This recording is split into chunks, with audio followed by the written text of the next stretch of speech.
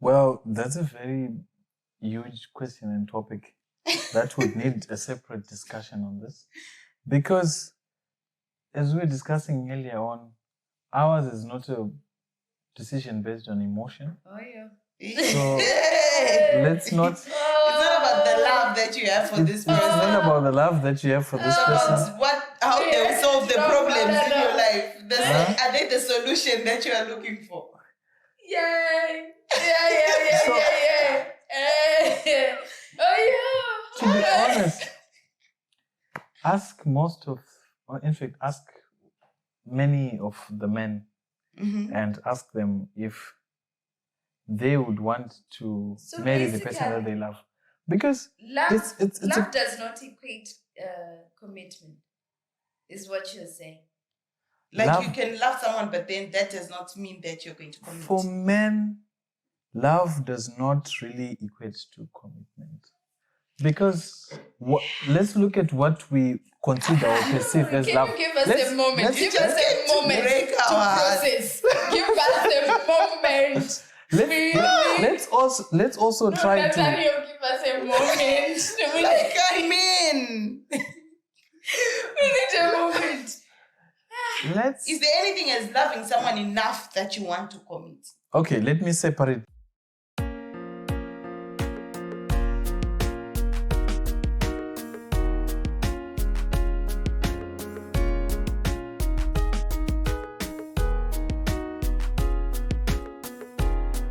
Hello and welcome to the Safe Lounge. I'm Marilyn.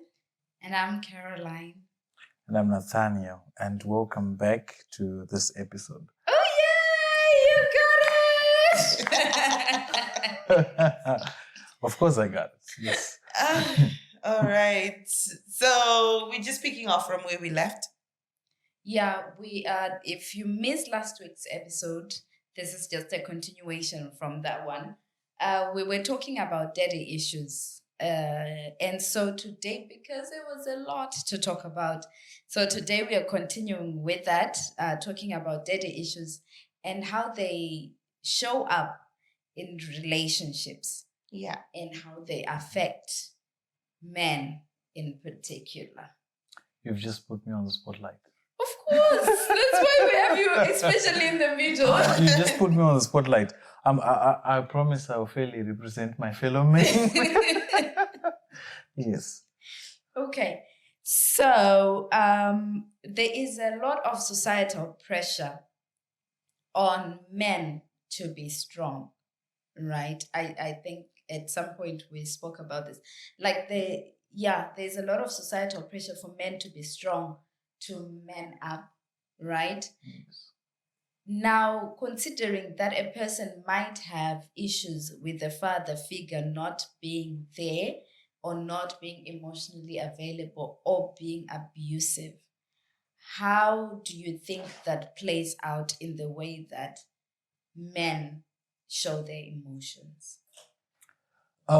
Basically, I think if you put the two together, where men are supposed to be man or are supposed to man up and having issues on the background, I think most of the men tend to vent their frustration on women. Okay, explain that. That's a good because one. if you're pressed on both sides, you might end up Expressed on both sides. Which side? pressed on your father and your fellow men. Okay.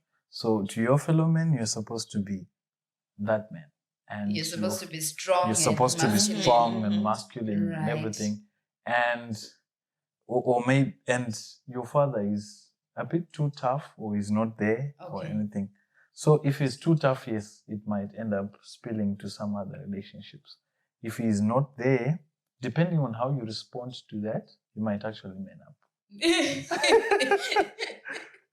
So you're saying that what is manning up really? To be honest, the template that we have is the person who's supposed to be strong, making decisions, protecting the family. That's what usually comes with being a man. Being strong and not showing or showing less of your emotional vulnerability? But isn't manning up supposed to mean being protective, being a provider, and not necessarily being strong? Well, it takes strength to achieve that. What type of strength? Okay, not physical strength. Physical and emotional. No, man, because isn't that like in my sense, isn't it now what people term as being the alpha male, like I'm the man type of thing, but it's more on the physical side, but not on the emotional side. Because I think that's where the problem starts. That's why men can't show their emotions, because it's like it's a weakness. You're not being strong if you are showing emotions, but because the interpretation of strength is physical strength and not emotional strength, where you are being there, like you are the provider, you're the protector. And protector in the sense that not even protector, like if thieves are going to come, you're going to stand in front of the bullet. No, but then like no, but let's just providing that emotional safety for your family as a man. Let's put it as an example. Yeah. Let's say men are more in touch with their feelings, and there's a conversation between a man and a lady. The lady starts crying. What's the man supposed to do? If the man is more in touch with their feelings, maybe they will join in and also start crying. No. You're supposed to provide the anchor as men in terms of... It's like, I get what you mean. Mm-hmm. Like you are taking being in touch with your feelings as doing what the female would do. But then being in touch with your feelings could come out in a different way. Like understanding that this, like my partner is crying, how can I be there for them? Like in the previous episode when Carol was crying, right? We both were looking at her, and it's not because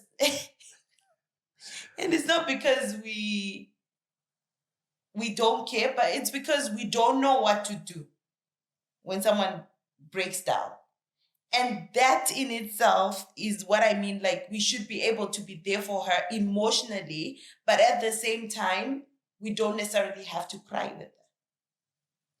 I think that's basically what we have to do. Yes. That's what we have to do. But that's not physical strength. That's emotional strength.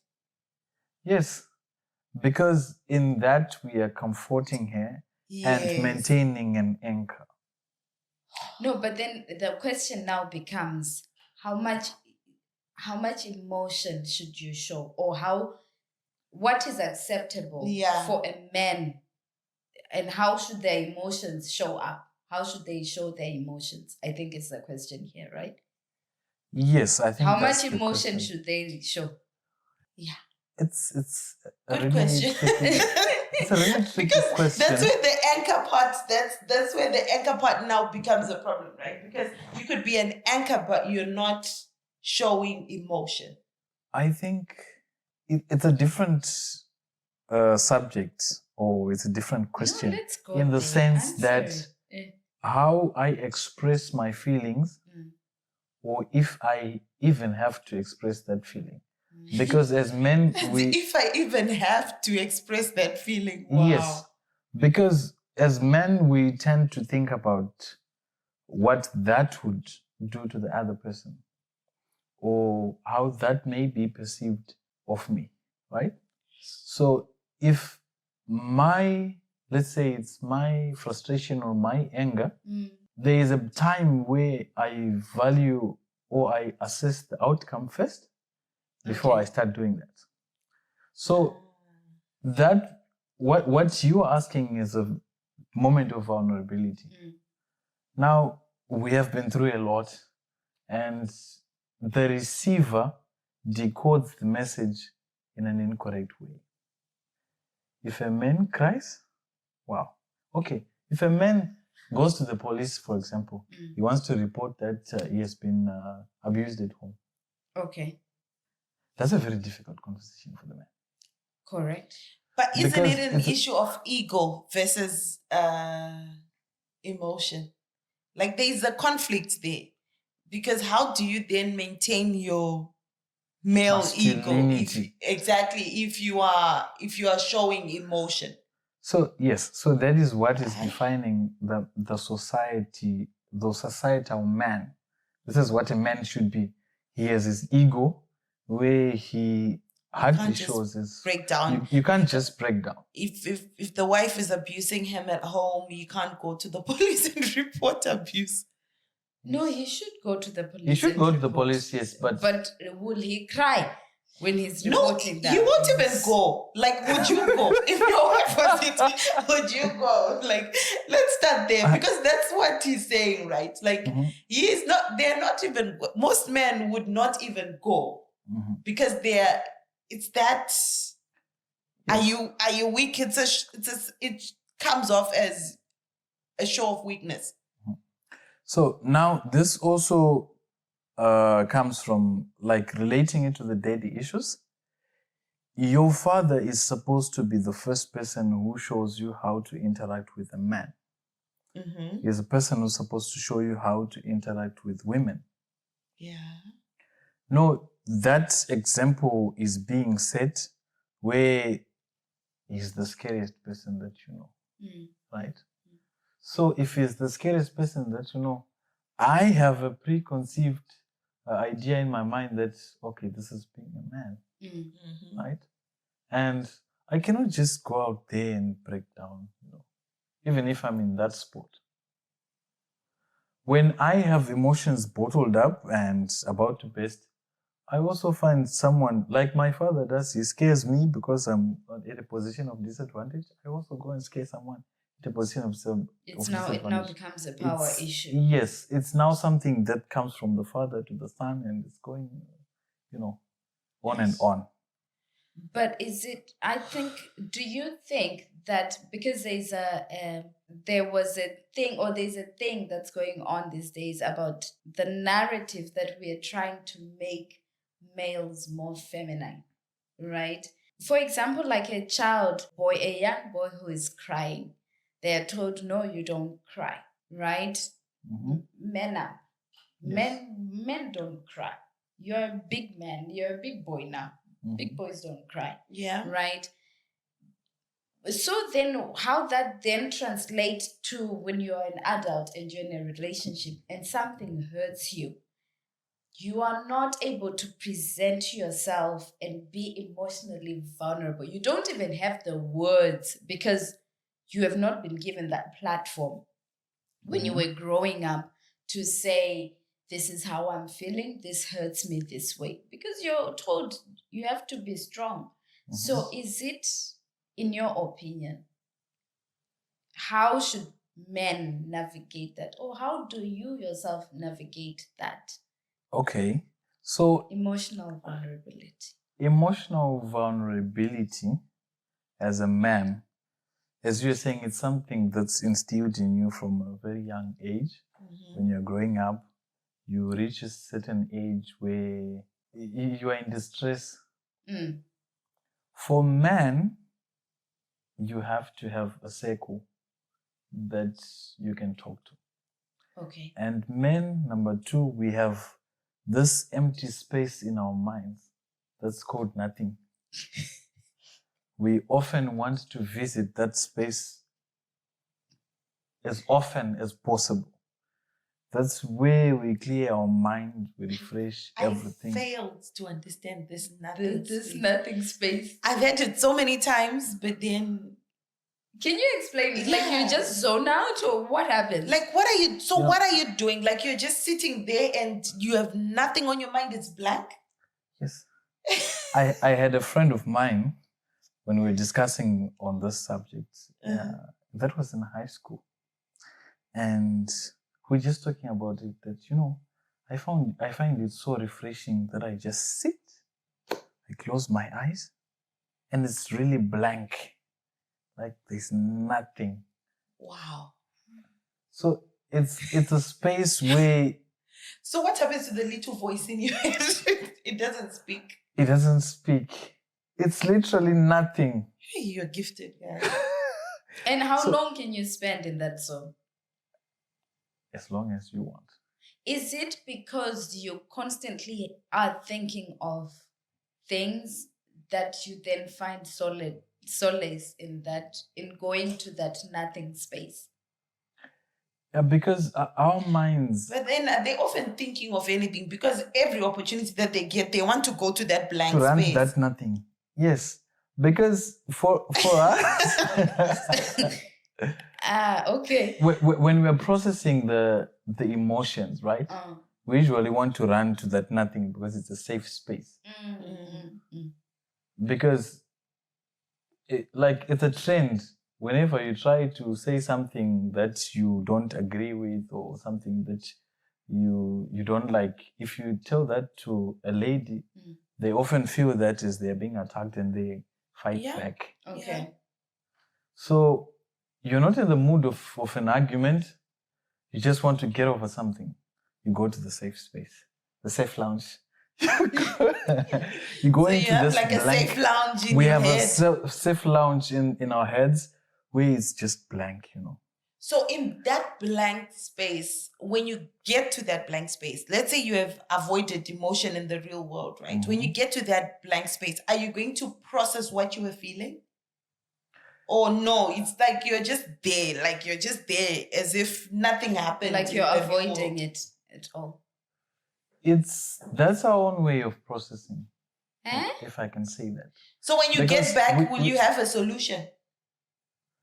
Or are you able to? That's a very good question. Because feelings and solutions don't match. If you have a problem, you make a solution.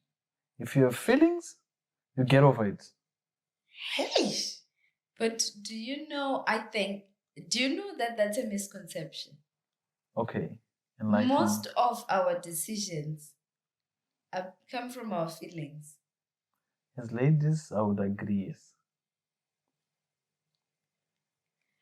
guys, men, ka. For ladies, I will agree, yes. You have a state where almost everything that you do is based on whether you're going to like it or not. We as men, we are brought up in a structure where you have to do. I was watching this thing that was saying, you know, a union between a man and a wife, a man is supposed to provide. Okay. And there is a law that enforces that. Mm-hmm. But there's no law that enforces what a lady is supposed to do in a family structure. So there are things that we have to do, and you guys do things that you feel you want to do. As a sign of, no, we have to respect and submit. Yes, but that's not enforceable. Yes, it's not enforceable because submission could be you wake up today and you're like, this English breakfast for breakfast. And then I'm like, okay, I've agreed to what you said. I don't necessarily have to then go and do it or provide for it. No, because I agree with you and I'm submitting to what you're saying. Okay. But then if you then tell me to go and make an egg for you, I have to go. Because that's the act of submission, right? Okay. And respect. So it involves doing. It just depends on how you communicate. For most men now, because already they are not in touch with their emotions and they cannot really communicate what they want done. So at the end of the day, they end up feeling like we just have to work. And these women just have to sit back and be in touch with their emotions. No, it's what we ask is not based out of a state of emotion. Yes. So we ask in a state of need problem solution. Okay, I get what you're saying. Yeah. And I get how that plays out in a relationship, particularly in the context of being a father or being in a husband, or, you know, even in society where you have to do things, right? The problem now comes in romantic relationships. Okay. Where it's not just logic based. You have to be emotionally vulnerable. I want to know how you are feeling. Okay. And so do you have the capability? I know you have the capability, but as a man, are you able to put into words how you're feeling, or it comes out sideways, like anger issues, or it comes out as you just going silent and going into your nothing space because you're not able to say out what's going on inside you? Because the fact that you process things logically doesn't remove that you are also going through emotions. They are there. So now is it acceptable for a man, and how can they do it, that they show up in an emotional space in their relationship? We would be setting an unfair expectation if we want to bring men and say, guys, be vulnerable. Because I'll wait. Sorry. I will ask Nyasha here. How then does a woman navigate? Because I feel if a person is going through something, you want to be there for them. But if they're not emotionally vulnerable to you, how are you going to be there for them? Or they do not require that? How do you navigate that one? That's where the problem, right? That's the problem that we're trying to address. Yeah. And hopefully we'll be able to get somewhere with it. Because they can't express how they are feeling, you can't help them. When you can't help them, they get frustrated. And then it comes off, it even increases. Now they are more, they spend more time in their blank space because they don't want to deal with what's going on because they are really frustrated. And also sometimes it even comes out in anger, people with anger issues and things like that. It's basically, for most people who end up physically abusing people, right? Even emotionally abusing people, it's because they have some bottled up emotions. Because if they were addressing them, or if they were dealing with the emotions, that wouldn't happen. Isn't it the case? Like, if you dealt with them. Yes. How then do you become different from someone who is emotionally abusive or physically abusive? What do you do to regulate yourself? Because what do you do with this bottled up anger? Let's start there. What do you do with it? The processing is different. As you said, that there are people who then turn that frustration and inflict it on someone else. And that's one way to deal with it, which is the incorrect way. And communication is key. If communication in terms of what this person is not happy about. Okay. And communication is a two-way street. That's where the problem starts. Communication being a two-way street, if the recipient is not accepting or receiving my message, because we all start out with a clean slate, right? We start out at 0-0. We express how we're feeling. You get the response, you get the feedback. You express how you're feeling, you get the feedback. Now, after some time, it happens that you now want to resort to the nothing space, because when you express how you're feeling, it's being shot down. You're being told, you're not being a man, and it usually emanates from the ladies, actually. That, this guy, he cried. He was heartbroken. He cried. There's nothing wrong with that if you're heartbroken. Yeah, but when women look at it, they make a fuss out of it. Like, No, this guy, he cried. unless you're crying, you're rolling yourself on the floor, and you're saying, I need a tub of ice cream. After that, can you get me chocolate? But if you're just like crying or shedding a tear, it's acceptable. I think that's a misconception that's there actually. Uh, Now people like we actually need you to show emotion. It's the drama. I It guess it's doesn't the show drama that weakness comes to with us. Yeah. that makes it weird or awkward. What the awkwardness could come with the drama attached to you showing emotion. If you're just showing emotion in a normal way, we're not gonna freak out and we're not even going to judge you. But if you show what's a normal way now? like, okay, I will say the abnormal way. Like you can't be crying because you're heartbroken. You're like, please give me a tub of ice cream. Actually, I think I need chocolate. Like you get my point. Why is that acceptable in women and not in men? Because women, it's how we express emotion. That's the point that I'm trying to get at. That we both should be able to express emotion, but then there's still that feminine way of doing things and the masculine way of doing things. It's like if we have water, those big water bottles like that one, right? If someone has to carry it, if you ask me to carry it, I'm going to carry it in like making sounds because I feel like it's heavy, right? But when a man carries it, they're still doing the job, but then they're just going to carry it and drop it. But imagine now if he was going to carry it,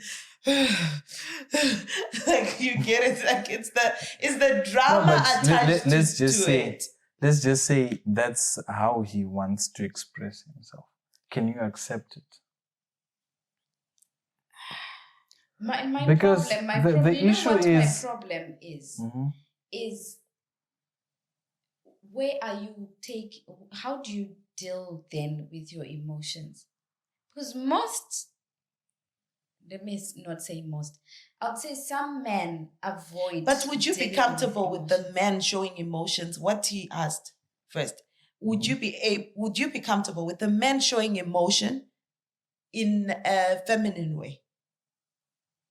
Like asking for ice cream, like you were let's saying. just, or even like screaming when they see a cockroach or something like that, like, or when they see an insect, instead of just being like, like, you get my point. Like, both of it is showing some form of emotion, but it's the how part. That's what I mean by the drama effect. For me, if you're going to scream and run and do all these things, I wouldn't be comfortable. But then if you're going to freak out, like to show that you are scared or you are shocked or you're surprised or you're scared, it's okay. Okay. So then I think let's take this. Let's take this to like issues that people face, right? Someone, you've lost your job, right? Or something tragic has happened, or maybe you've lost a child, right? I am wailing and crying, and then you just sit in your space. You don't communicate how you're feeling. You don't communicate how this is affecting you. In fact, you have built up a wall because according to society and what you have been taught, men do not show emotion. But you're really going through it. And yet you're unable to reach to the person next to you to say, I'm in pain. I am in pain. Not necessarily wailing or making like... See, there's a thought process that I think that is in most men. Okay. Will this bring me a solution? Hey! Hi, guys. Really? Will it bring me a solution? So if it doesn't bring you a solution, then you're not going to do it. Let's sit, let's cry. But is that going to change the situation? It will not bring back this person. Maybe you have lost a person, right? But what it will do is it will relieve the emotional pressure that you're feeling. So it's not a tangible solution to something So But- let's also go back to the fact that there is a specific way that man ought to react to specific situations, right? In terms of emotions, where she was saying that you don't have to scream as much as a lady is screaming. So can we not take the same and translate it into we don't necessarily have to cry as the other person is crying? Okay, but Because- what is the acceptable way then of processing but how are you going to emotion? express? Yes, How exactly. are you going to deal with this emotion that is there? Because it's there. Whilst you're not going to think about the solution, how are you going to deal with this emotion as a man? Yeah. Ignoring it.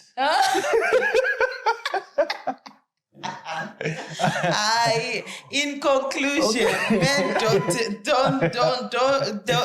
find it hard to express their emotions. We have emotions. We feel happy. We feel excited. We have everything. We go through all that, but the proportion or the response that we give is maybe something that you wouldn't expect.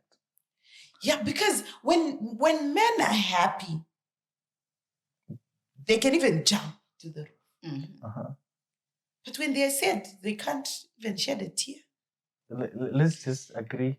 Okay. I'm agreeing with you for the purpose of agreeing that we are in a society that has been built like that, where men, our parents and the ones before, were not really, keen on expressing how they were feeling, and they wanted to appear as that strong person. And we're moving into an era where you want to understand us and want us also to express ourselves. Yeah. But do you think also, I think we digressed quite a bit, Yeah. but coming back to the fatherhood thing, do you think this is also a space where men can teach other men, like older men, especially now in this generation, can teach the younger ones how to process emotion correctly? Are we yet at that space, or we are still in a space of I Men think don't up? show. Yeah, men don't show. I weakness. think we are in a very complicated era where we are seeing the rise of so many things in terms of how we feel. If I feel like I want to identify as this, Okay. you can do that. So we're opening up to a lot of things, and one of it being men being free to express what's inside, Okay. and also men being free to say whatever they want. But we are also eroding some of the basic structures, or we also need to understand why this structure was built in the first place. Because now the functionality of a family has changed. The structures that we had, the things that we're accepting, the generation that we're building is changing. But is it changing towards what we want? Or is it changing towards something that is good? Okay. Because we might come here and challenge why men are closed up, not also looking at what is being protected by that structure. Okay. Like, Because- it kind of worked before. And now what we're doing, what you mentioned earlier on, that it seems as if we're trying to make men more feminine. And what are the repercussions of that? What's going to happen in long term? Are we not going to have whiners in the house? Both men, husband and wife, screaming when they see an insect, because that's the generation that we are now raising. We're not raising protectors anymore. We're raising people that need to be protected. we're not training men to be protectors anymore because we want them to be more in touch with their feminine side. But by doing so, are we not eliminating an essential aspect of Structure. Can I of society. say, for me, really, it's a matter of balance. For me, what used to be was the other extreme, where a man does not show emotion at all? Mhm. right? We are not saying they should transition to the other extreme of being completely female, right? But what is the balance, and what does that balance look like? For a guy to show emotion and not see it as weakness, to provide a space, because one of the issues that I have personally was that my father, there was never a discussion where we are talking about my emotions. Even your emotions, they are not even able to address how you are feeling as a female. Yes, they are not even able to address also what they are feeling. The only acceptable emotion that he could show was anger or joy when I've accomplished something. That's what I wanted to say. eating. Happiness is also something that they can show easily. If your wife is going through something emotionally, right? Or your partner, your cousins, your sister, I know you don't have a sister, right? Like your cousins, your female friends, if they're going through something, are you able to notice or to even identify that they're going through something? And what do you do in that case?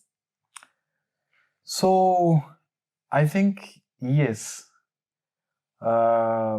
On the women's side, women tend to be more vocal about how they're feeling, and they tend to express it more. It's easy to notice. But if you would ask me if I can tell if my fellow brother is in trouble, no, because we don't usually show that. I also wanted to ask, the guys that we call kind, ones that we say are kind, are they not in touch with their emotions? Because I think you have to be empathetic to some extent, and you really need to understand another person's emotion for you to be seen as kind, right? But how does society Can you be kind and emotionally withdrawn? But also, I think it changes depending on who the person is interacting with. Right? Like he says, if I'm talking to a female, he is more likely, that side is more likely to show. But if he's talking to a guy, I don't think it will show looking like that. It's a different. So the guys that we think are kind might not necessarily be seen as kind by their fellow brothers or male counterparts. They might show up differently in that relationship. Wow. Because the way that we as men interact is different from how we interact with ladies. Interesting. Anyway. There was this thing that we discussed where the guys were calling their fathers and saying, "Daddy, I love you." And the fathers did not respond. Oh yeah, you had a comment about that. I had a comment that if a girl was to phone her father and say, "Daddy, I love you," she'll get 50%. 50% he will respond back. He was going to say, "I love you too." Yes. And if it's a guy saying, "Dad, I love you," you'll be thinking, what is wrong with this guy? But so guys don't need that. So as guys, well, this is from my own opinion. Yes. I think it's not how we want to express ourselves. All right. How would you prefer that a father figure expresses love to the child and vice versa? Yeah. We as men tend to act and not say. But man to man. Nathaniel, if you have your child who is a boy, are you not going to tell that boy that you love him? I would tell that boy up until he is grade 5, grade 6, and after that he has to love Tough his love, tough love. We spoke about this. The tough love phase kicks in. There is a phase where you have to prepare this kid for what is real Okay. and what is out there. Okay. Because not everyone is being raised the way that I'm raising my kid. Right. And there is a time where he has to be a man and stand up for himself and for his family. Now, if I constantly tell him that I love him, he's gonna be weak. No, not that he's gonna be weak. It just gives him that every male is friendly, or life is that friendly and everyone is just like that. You also need to show him that you have to be firm, you have to be strong. When you're going through this phase in life, there's need to take risk. This is, there is that part where you cannot pamper that person up until the end. It's true, because if the absence of what he's talking about right now is what will result in dirty issues in the future, if that's not there, if the child is not taught that the world out there is like that, then they're going to, it's the absence of those teachings that we are seeking, right? It's the absence of those teachings that makes us have dirty issues. I don't know if I agree with that. I think both can be available. Both can be there, that I can tell my son that I love him, right? But I can also still give him life lessons to say life is not easy. Life will not give you things on a silver platter, blah, blah, blah, blah. But you have to be tough. When they say, I'm not agreeing, okay, I think that up until the day you die, you should be telling each other, I love you. That's a given. But also that concept or that theory that it's what our brain reads from it. So if the boy is going to understand that by being told, I love you, the world is easy. The world, like you got the interpretation that most men would have would be, if he grows up in an environment like that, he's going to think most men are like this. Because that's the male model that he had growing up. So there might be need for the male model to toughen up and to show that men can also show up in this way.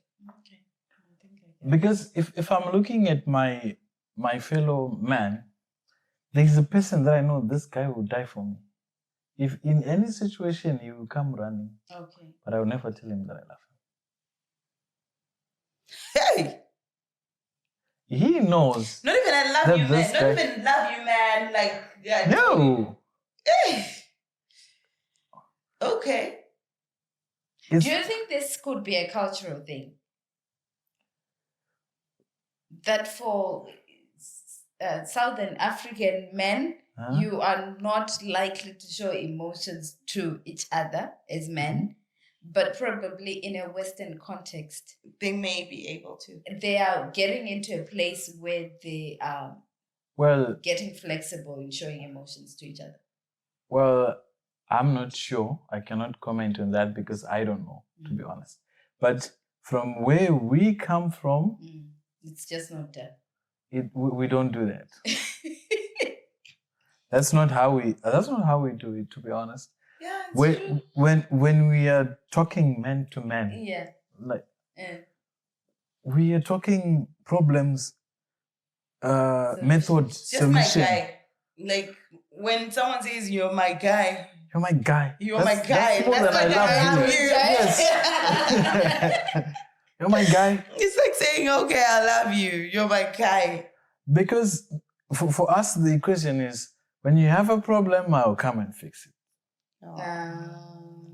Okay. Yes.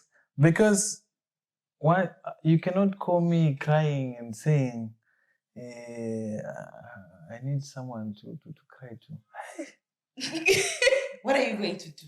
What am I going to do? You're putting me in a very difficult position. What's funny funny is I'm leading him on, right? Like I'm like, what are you going to do? And he's like, yeah, like what are you going to do? Like, what am I going to do? What do you want me to do? Did you find the black box? Like, just go to the black zone. Nothing. Just go. Just stay there Yes. until you feel better, and then come back and talk. And then come, Oh you tell my me, God.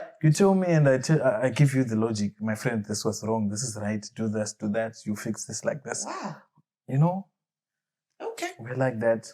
Okay. So there's a man-to-man relationship, and I think one of the things that I had with my father, the father who adopted me, is a conversation where he says, "You know, my son, this is how it is. This is what life is like, and you know, this is how."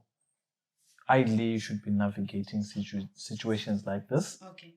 And, you know, from there, you sort of don't necessarily have to take what he does and put into practice. He might not be correct, and he admits that. I would have handled this differently, but it was a moment of weakness. It was a moment of rage. Ideally, you know what?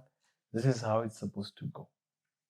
So there isn't that conversation that's happening in families, because to some extent the father does not want to drop his It's ego. always right. Yeah. Yes, he doesn't want to drop that. And respect. Respect.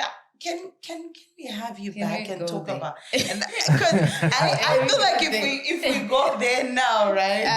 That would be a long conversation. That would be a long conversation. But in summary, what we call love as men is what we expect is respect. Right. Not necessarily emotional support, because the black box can support us.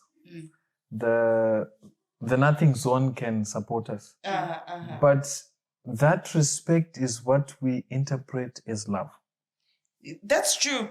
And I was listening to this podcast where they were talking about that, saying that it's not even a requirement for women to love their husbands, but it's a requirement to respect your husband.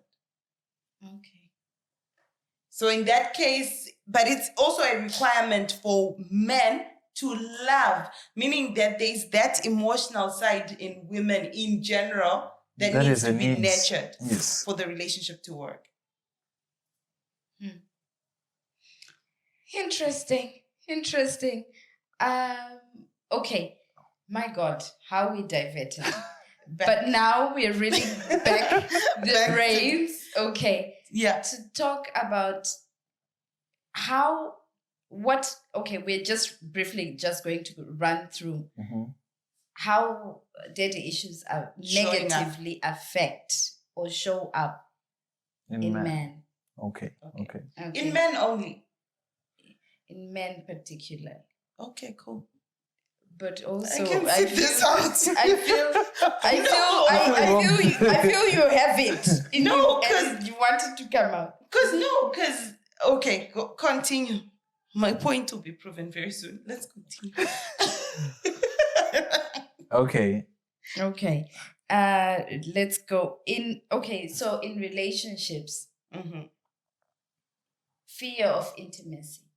Do you think there's a fear of intimacy because, you know, in your father struggled to be vulnerable to you? We're just going back to that other question again, that you saw that father struggled to be vulnerable to you. So you are not able to be vulnerable also to the other person. But intimacy comes in two. Right. Vulnerability. I think in terms of... Intimacy in terms of what? Like getting intimate with someone? It's both, actually. Yeah. There is intimacy, emotional intimacy. Then there's also sexual intimacy. Okay. I think they would struggle in emotional intimacy, but sexual intimacy, nah. Do you think that affects women more? Yes. Because they don't feel safe with the because they guy. don't feel safe with men in general, because they never had that. But then for guys, emotional intimacy now, if he was absent, because they don't know how a man can show emotional intimacy. Mm. No, but it's quite a gray area in the sense that emotional intimacy is something that I want to have with a lady, Mm. whereas the relationship that I did not have is with a man. Mhm. With a father who I did not have. Now I want to express emotional intimacy with a lady. Also, our daddy issues, they don't just stem from the relationship that it's not just the upward relationship, right? The father and child. Okay. It's also father and mother. What you saw, because let's say you Mhm. saw your dad abusing your Exactly. mom. Exactly. Yes. It's still going to produce daddy issues, but they just show up differently. Yeah. So maybe the lack or inability to show your emotional intimacy could come from the fact that you saw your dad not being able to show Connect emotional with your mother. intimacy to See it the at all. You don't Oh, see yeah. oh, Yeah. Mhm. subconsciously you have that in your mind. Sure. Okay. Control issues that you might Definitely. feel. Definitely. But do you think Because- that's a daddy issue, or you just men in general, you just have control issues? No. It's I think men it's in general twofold. just Okay. It's twofold. Yeah. Control is should come as a sign. It's not control, but it's respect. If you respect your man, it automatically seems like he's controlling you. Okay. Right? No, Then there's a no. okay. You should be able to, because respect is the end, right? Yeah. And I don't think any person, unless they also have daddy issues. No. He Let's- reacted. Yes, I saw the reaction. I saw that reaction. Oh, I saw like. Because Can he address that reaction? What was it's that? the issue of respect being end. That's why I said respect. We need to talk about it separately. Because I said respect is end. It's like, Because see, no, it's a given. see, what happens is if I meet someone that I don't know, Mm, I automatically give them a level of respect, Right. mm. right? Mm. So he has not ended, she has not ended, but I don't want They to have start ended this. by being human. I don't want to start this on a bad note, Mhm. right? So it's why does it become something that you have to end No, along the way? by virtue of being you interacting with another human being, right? They have a Mhm. respect that they deserve Mm. by just being human. Mm. That's what we Yes. mean when we say they have earned that respect, right? But then now my point where I was going with it is when it comes to control, when someone is trying to control you, you are bound to rebel. Even for kids, right?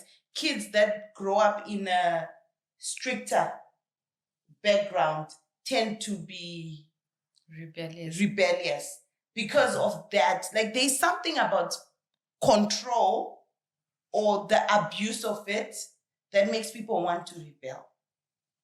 So the moment you are controlling, that's what I meant. Like if you're controlling, the Mhm. fact that someone is going to respect you, they might fear you, Mhm. but respect you. Okay, so let's just say men control. But you know, Because the structure psychologically, the Mhm. structure of a family is supposed to be the father is the head of the house, and there's a mother who's nurturing and providing the warmth in the family. you're absolutely Mhm. right. Yes. But So- how the head conducts his headship then impacts how the Everyone child else. and everybody else is going to react to authority. It's how you're exercising Yes. your authority. So That's why I said let's- let- abuse of control. Yes, so control is there, yes. But the extent to which you want to be heard or to be felt that, okay, the father is back, Mm. that's, I think, where people get it wrong sometimes. Yeah, because And- there's I think it boils down to attachment styles still, because there's the authoritarian parent Yes. who's going to exercise too much power. Yeah. And so, like Nyasha is saying, that the child then ends up rebelling because they don't Yes. want Imagine to if be your own controlled. child can rebel, what more your own wife? Yes. So there is that element Okay. where there's control and there's It just got resistance. hot. It just got hot up in here. So, yes, if you have problems where you felt like you were having a dad who was too controlling, it might also spill, and it also comes to you. And there's a flip side where you feel like I was being abused, so I need to give more freedom to my kid. And you open all the doors, and you don't have control you over don't things. have control over anything. Things get out of control. Yes. things Okay. are out of- Could it also lead to a commitment phobia? Commitment phobia. For men, Yes. Yes, let me Getting give in a context. relationship. For example, right, in a, we're saying a person who has a dad who has children with multiple women, the likelihood of that child repeating that pattern is very high. okay. So how it then pans out in the relationship, they don't really want to be tied down. Yes. They are afraid of commitment. And it's They're not something that afraid. happens They're not. subconsciously I don't in think their it's. system. I don't think they're afraid. Okay. What do you think it It's- is? Having multiple children with different women is not a fear of commitment, because you already have your wife. There are families where the man is committed. He does everything expected of a man, but he still has a second wife or a third wife and everything. He does everything But expected that's of a not man. commitment. What is commitment? I think we'll have to define that.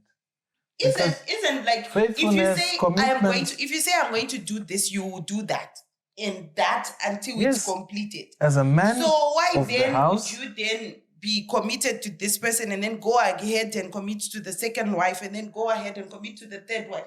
Come on. That's not commitment. that is commitment. Because there's If you are something meeting, that if is you are making meeting, you not want to settle down and just be there. I think we have to So address what it do you is. think? That's What do not- you think this is? That this thing that happens, that the scenario that I just explained, if it's not commitment, if it's not a commitment issue, what issue is it that needs to be addressed? Because it's clearly a certain trend that goes on with families like that, that can go on. Yeah, I think it's an issue of faithfulness Okay. and being sure of what you want. Being sure of what you want. What you want. But that's where the commitment comes into play, right? Okay, let's leave commitment in that sense.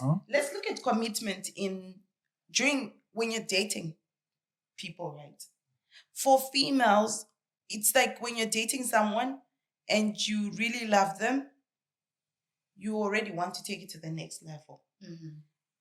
For some guys, they struggle in just taking the relationship to the next level, even though they know they love this person. What brings that? That's what we mean, right? Like, do they struggle? Let's just, do they struggle if they see this person, they love this person, they would like to be with this person for the rest of their life? Would they struggle to commit? Or would they take their time? Well, that's a very huge question and topic that would need a separate discussion on this. Because as we were discussing earlier on, ours is not a decision based on emotion. Oh, yeah. So let's not. It's not about the love that you have for this person. It's not about the love that you have for this person. How they will solve the problems in your life. Huh? Are they the solution that you are looking for? Yay! So- Yeah.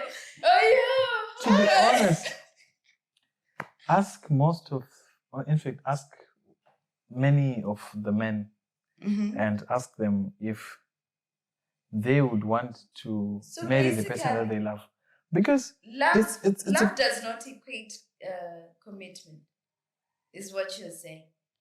Like Love- you can love someone, but then that does not mean that you're going to commit. for men, love does not really equate to commitment. Because let's look at what we consider or perceive as Can love. you give us Let's- a moment? let's- Give just us get a to moment break to our hearts. process. Give us a moment. Let's also try to. Nathaniel, give us a moment. Like I'm in. We need a moment. Let's. Is there anything as loving someone enough that you want to commit? Okay, let me separate these two. Let me separate what we call love and emotions or feelings. Let's treat these two as different. This is where I want to define the difference. Because what we say love is our commitment and decision to choose this person over and over again. Right. Right? Mm. And feelings is the reason why a man would have children with many wives out there, but still come home to this person that they say they love. Okay. Mm-hmm. Right?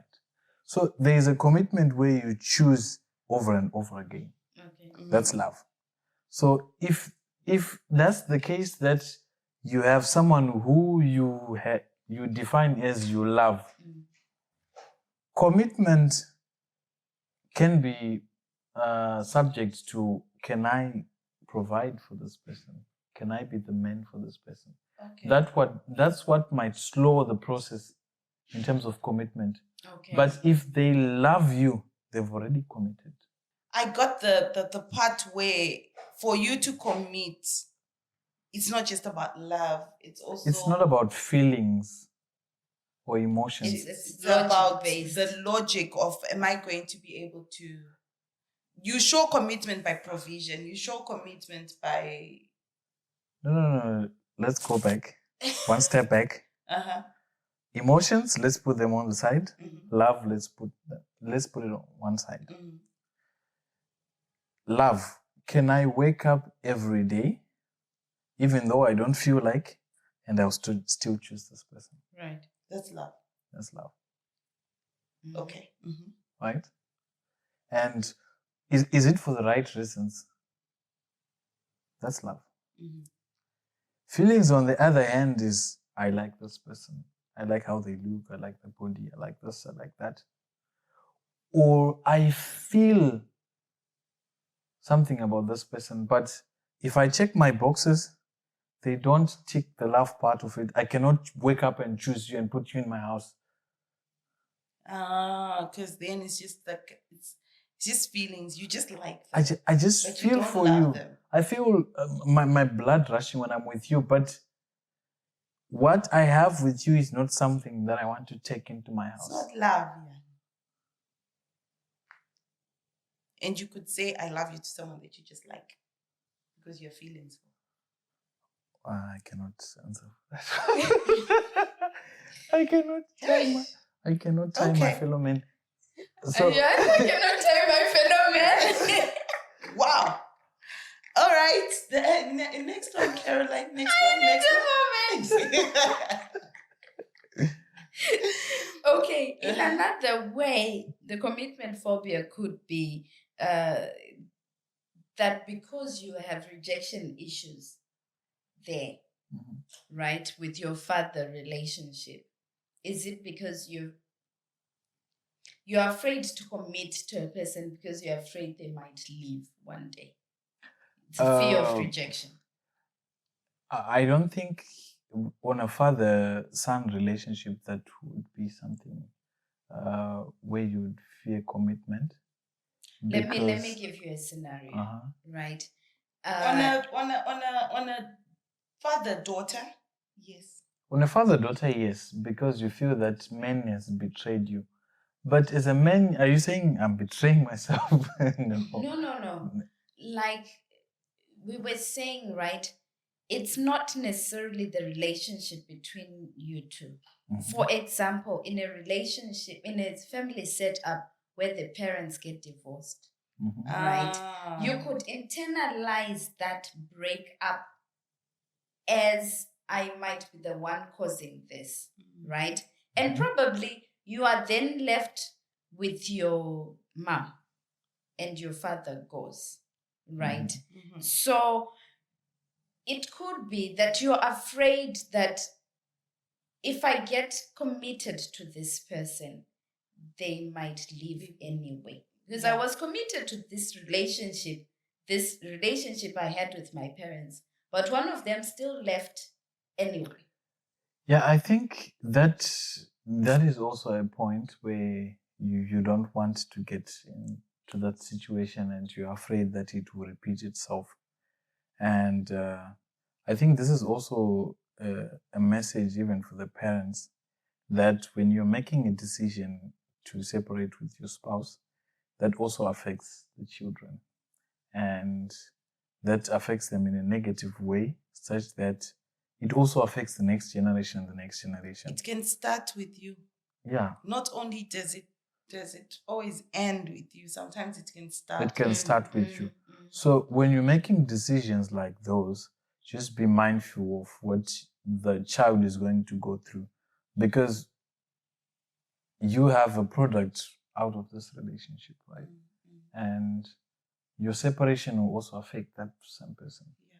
So yes, it also happens that they, I think there are lots of things that we could speak up. We can talk about that negatively affect you because of daddy issues. But let's talk about the examples of having a good father figure in your life. Because you mentioned that you now have one. Yeah. How has that positively impacted your life and your relations with other people? And how you see yourself being a role model for other young boys? Okay. That's a loaded question. That's a very, very loaded question.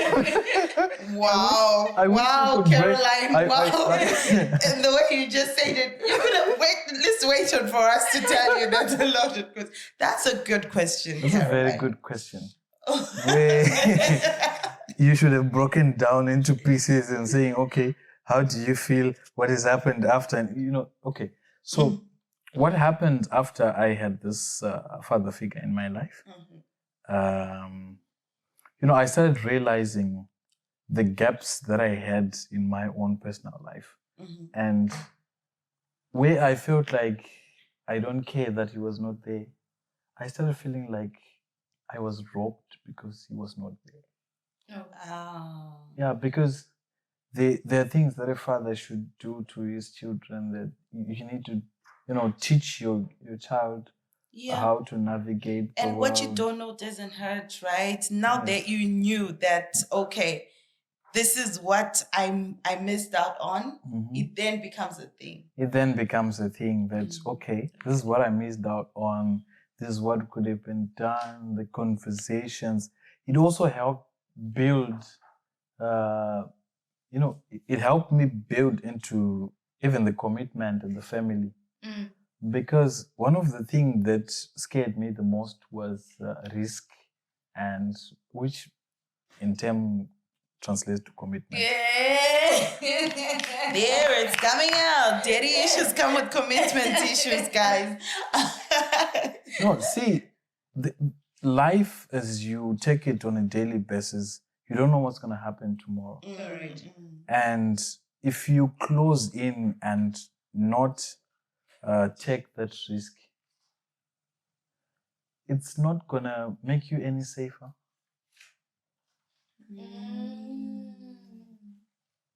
Yes, because tomorrow is still going to come. The more risk you take, but the better it is.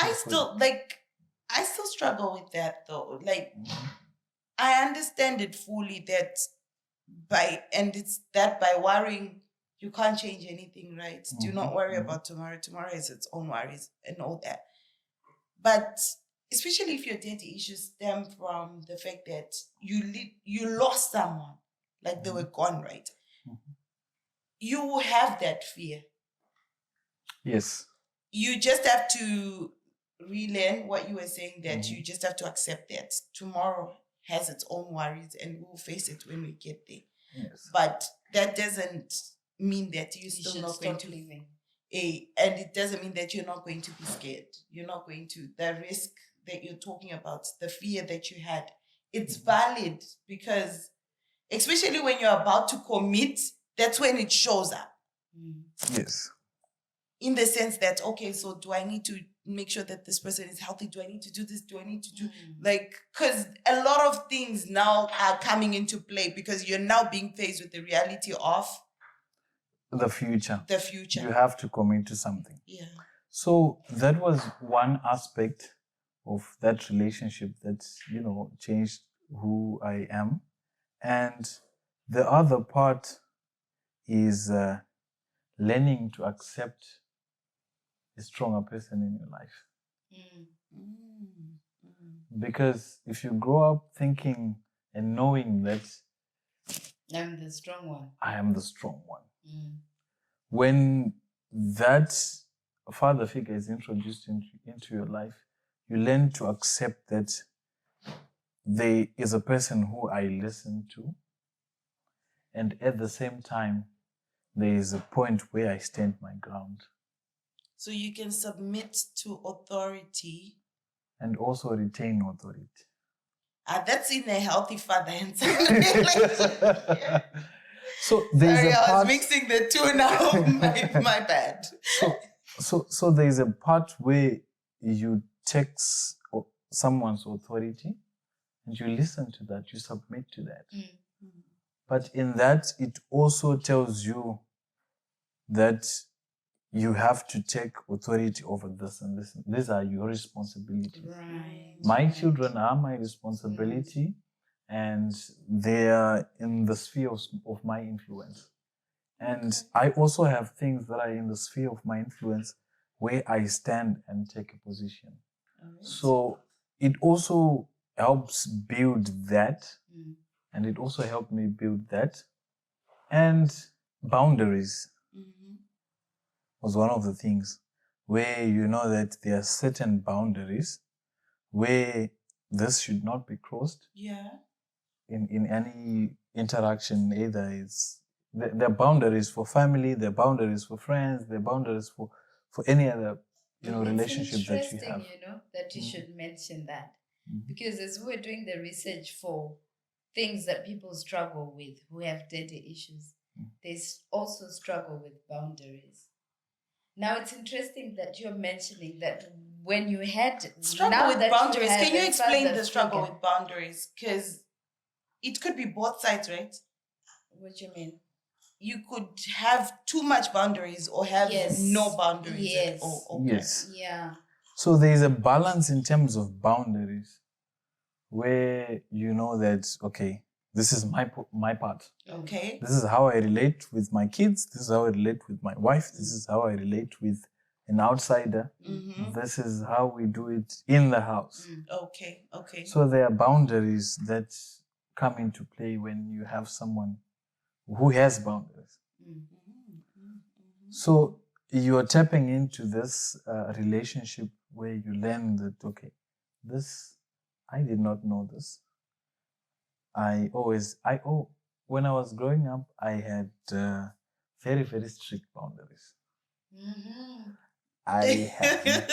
You're preaching to the choir. Preach. And I am not part of the choir. Amen. I had elements of me where, when we had this conversation with my father, he was the first thing that he told me was, people say that you're very rude.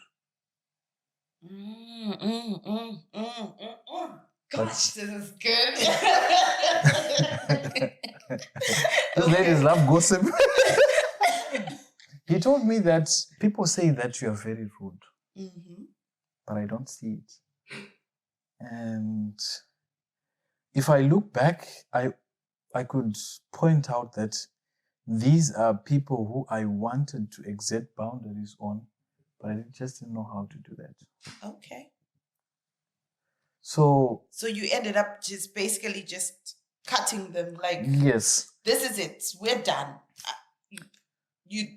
I set the line here, you're not crossing it, that's it. Yes. Okay. So there is that part where you have a healthy way of communicating boundaries. That, okay, this is my line. You don't have to cross this one. So, and also opening up to people, you're closed in. The moment where I had to accept that, okay, he is coming in as a father, is when I knew that, okay, there's a part where you have to open up and trust someone with basically your life, your information. Someone has my back. That you're not an He's a island. very respectable person, a very respected person, and every time I go home, he picks me from the airport. When I go home, I use his cars. I'm his first son. And, it's a relationship that has also taught me how to, also become a good father in the future, which I'm taking lessons from. So there is that part where it's a very good thing. A very good thing.